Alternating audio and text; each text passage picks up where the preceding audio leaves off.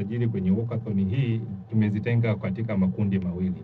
Kundi la kwanza ni Tanzania shilling elfu 30, ambayo hii elfu 30 ukitoa utaweza kupatiwa baadhi ya vifaa kwa ajili ya kutembelea, ikiwa ni pamoja na t-shirt zetu hizi za ushiriki ambazo zipo tayari, vitu vya kuvaa mkononi ambazo tunaziita ni wristband.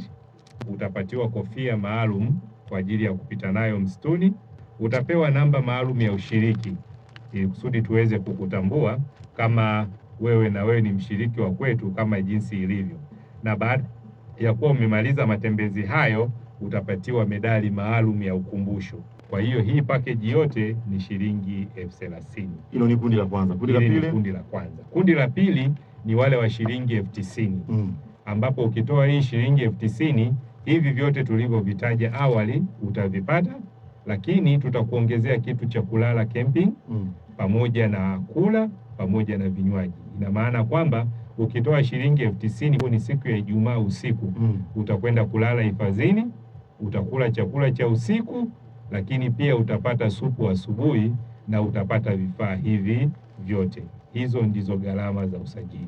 Okay, na labda tunalipaje sasa hizi gharama katika mfumo wa dola ama kwa mfumo wa pesa ya Tanzania? Hii inalipwa kwa fedha za Tanzania. Hizi gharama zote zinalipwa kwa fedha za Tanzania.